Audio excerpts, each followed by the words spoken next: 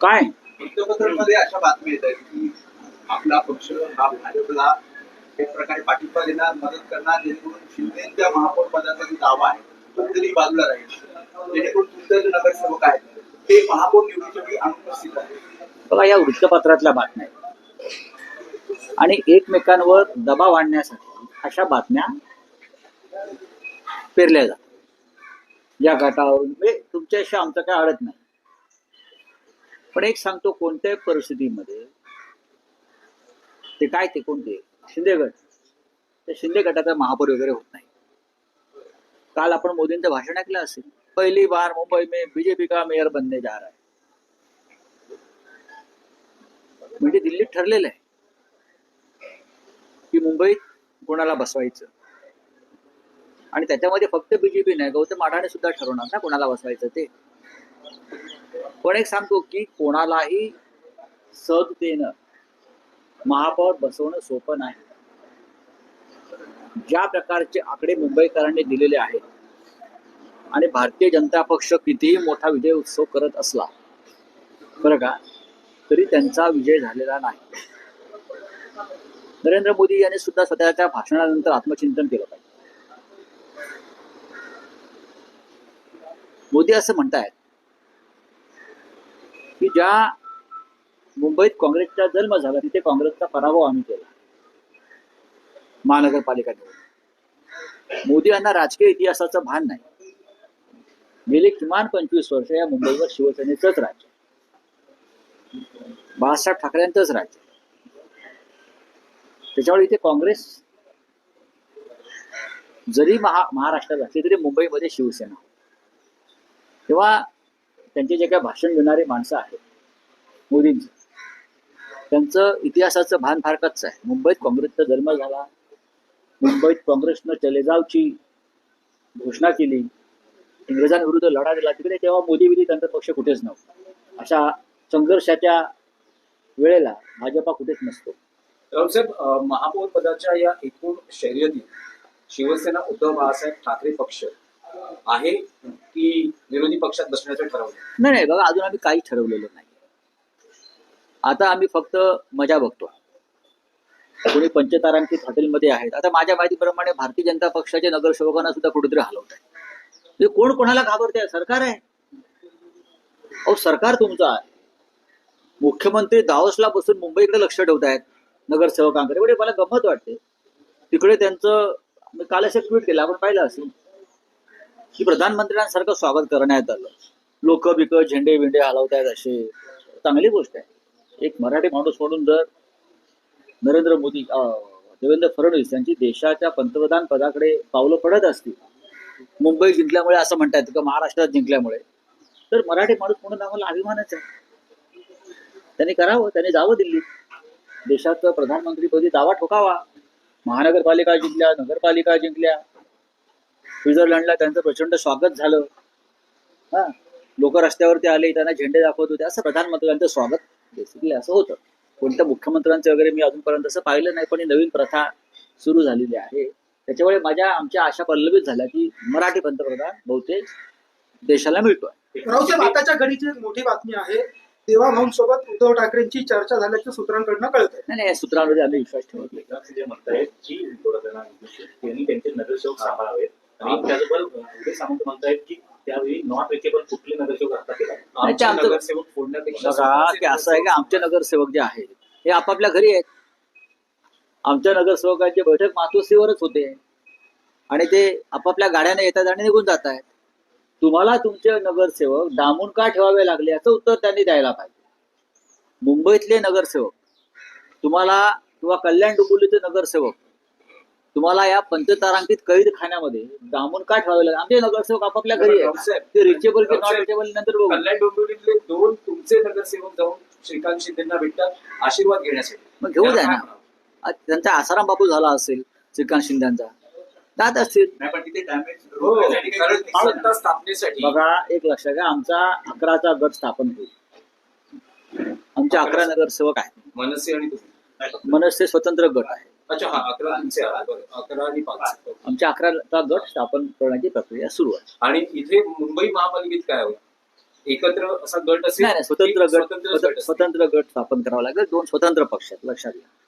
आणि त्याच्यावरती आता आम्ही बघू ना, आमच्यामध्ये संवाद उत्तम आहे अजूनही. नाही पण कल्याण डोंबिवलीमध्ये असा ट्विस्ट आहे की दोन्ही पक्ष म्हणजे भाजप आणि शिवसेना शिंदे गट महापौर स्वतःचा व्हावा यासाठी स्वतःच्या पद्धतीने नाही प्रयत्न ना, करतात. करू द्या ना. त्यांना मदत लागेल अन्य पक्षाची. बघा, अशा मदत वेळेस- म्हणजे असं आहे की शिंदे भाजपचे नगरसेवक फोडण्याचा प्रयत्न करतात. एकनाथ शिंदे हे भारतीय जनता पक्षाचे निवडून आलेले नगरसेवक फोडण्याचा प्रयत्न करत आहेत. आणि हे भाजपलाही माहिती आहे. म्हणजे हे केडीएमसी मध्ये होते. केडीएमसी मध्ये म्हणतो. नाही, अर्थात मुंबईत पण ते करू शकतात. भाजपचे नगरसेवक फोडणं फक्त केंद्र आणि राज्यात जो सत्तेत आहे प्रमुख पक्ष नाही. मुख्यमंत्री आहेत का- ज्यांचे बघा, हे असं आहे की मिस्टर एकनाथ शिंदे हे भारतीय जनता पक्षाचे लोहपुरुष आहेत ना. त्यांनी शिवसेना फोडली. त्याच्यामुळे त्यांना जे अमित शहा आहेत ते खांद्यावर घेऊन फिरतात दिल्लीत, ब्लू आईड बॉय म्हणून. आता ते काही करू शकतात. जर तसं नसतं तर त्यांनी महापौर पदावर दावा सांगितला असता का 29च्या जोरावर का 27च्या जोरावर. कोणीतरी त्यांना चावी देत आहे ना दिल्लीतून. ते कोण?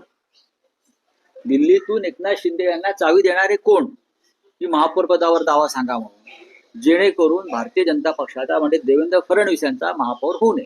रावसाहेब, नारायण राणेंनी आपल्यावर टीका केलेली आहे. म्हणतात की महापौर, तुमचा महापौर काय आकाशातून पडेल, संख्याबळ पहा. तुमचं पण संख्याबळ पहा ना.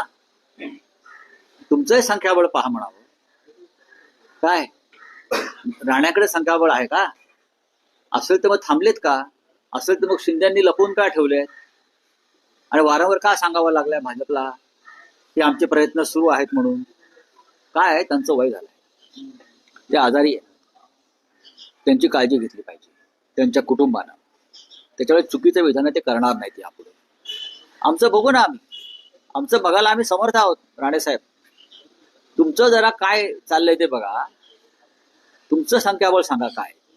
10-20 जागा जास्त जिंकल्यामुळे संख्याबळ होत नाही. मी काल म्हणालो की बहुमत फार चंचल असतं. आज रावसाहेब एक आहे मुंबईत या भवन बनवलं जाते. बातम्या आहेत त्या, बघू आम्ही त्याच्या. रावसाहेब आज ताजलँड ट्रेनला जायचा काही योग आहे का? थांबा ना जरा. कालची राहिलेली नाही, कसं आहे की आम्ही जेवायला जातोय की ते कुठे जेवायला जातात बघू ना.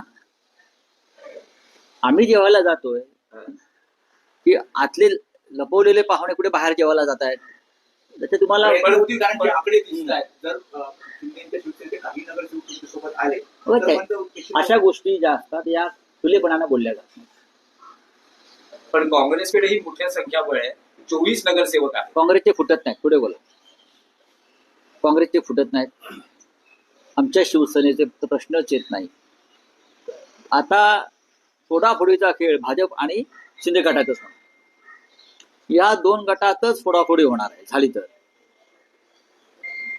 त्याच्यामुळे आता महाराष्ट्राच्या राजकारणामध्ये एक वेगळी मजा येणार आहे. नाही, पण उद्धव बाळासाहेब ठाकरे पक्ष तटस्थ राहणं, अनुपस्थित राहणं महापौर पदाच्या निवडीच्या वेळेस असं काही स्ट्रॅटेजीनुसार होत आहे. स्ट्रॅटेजी असते ती त्या क्षणी ठरते. ती 15 दिवस आधी सांगितली जात नाही राजकारणात. ही शेवटच्या मिनिटात स्ट्रॅटेजी काय आहे हे दिसते. 15 दिवस आधी कोणी स्ट्रॅटेजी ठरवतं का? पण उद्धव ठाकरेंनी तर त्यांचं मत स्पष्ट केलं की महापौर त्यांना बसवायचं आहे. ना ते सत्तेत होतं ना विरोधी पक्षात होतं. तर असं काही आपला पक्ष करणार का की पाठिंब्याच्या भूमिकेत असणार आणि 2017ची परतफेड असं म्हटलं जाते. कारण 2017ला अवघ्या 2 जागांचाच फरक होता. 82 भाजप होते, 84 शिवसेना होती. त्यावेळेस देवेंद्र आता फडणवीस 4चा फरक आहे. आता 4चा फरक आहे ना. आणि तुमचा सहकारी पक्ष जो आहे हा पाण्यात देव घालून बसलेला आहे की भाजपचा महापौर होऊ देत नाही म्हणून. आता त्या दोघांमध्ये काय होत आहे त्याचा आधी निकाल लागू द्या, मग आम्ही आमचे देव बाहेर काढू. म्हणजे सगळे पर्याय खुले आहेत शिवसेनेला महापौर निवडीसाठी. का तुमच्या आमचा का नाही शिवसेनेत निवडला जाणार? आमचा का नाही निवडला जाणार? तुमचे पर्याय सगळे उपलब्ध आहेत. सगळे उपलब्ध आहेत. आमचा बघा, मुंबईला परंपरा आहे त्यांच्या शिवसेनेत पाहण्याची. भाजपचा महापौर ज्या क्षणी होईल त्या दिवशी शोकसागरात बुडेल. कळलं?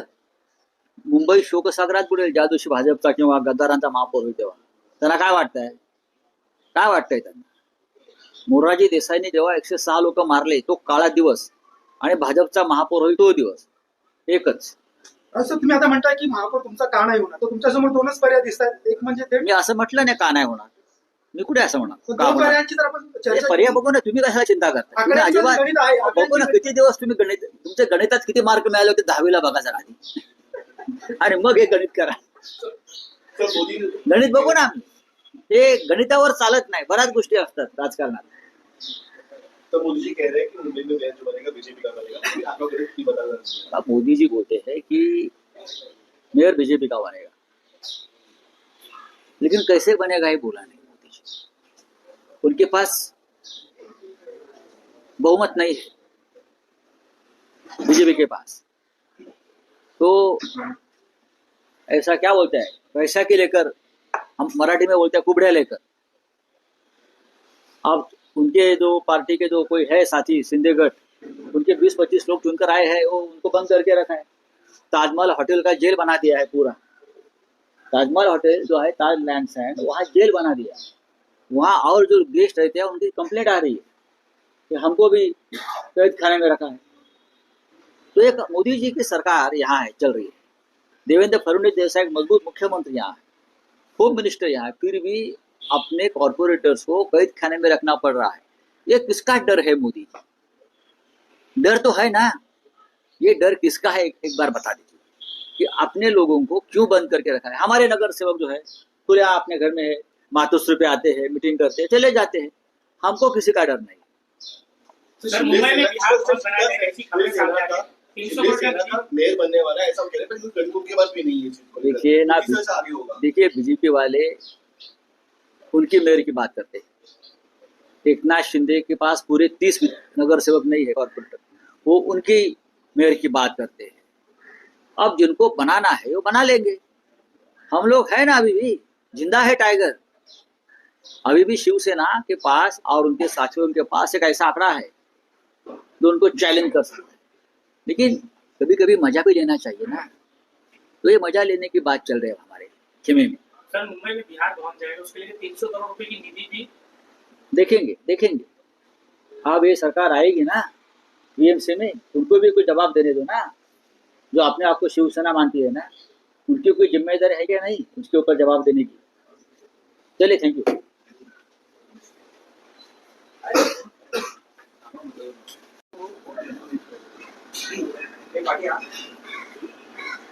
काय वृत्तपत्रांमध्ये अशा बातम्या येत आहेत की आपला पक्ष हा भाजपला एक प्रकारे पाठिंबा देणार, मदत करणार, जेणेकरून शिंदेच्या महापौर पदाचा जो दावा आहे तो कुठेतरी बाजूला राहील, जेणेकरून तुमचा जो नगरसेवक आहे ते महापौर निवडीसाठी अनुपस्थित आहे.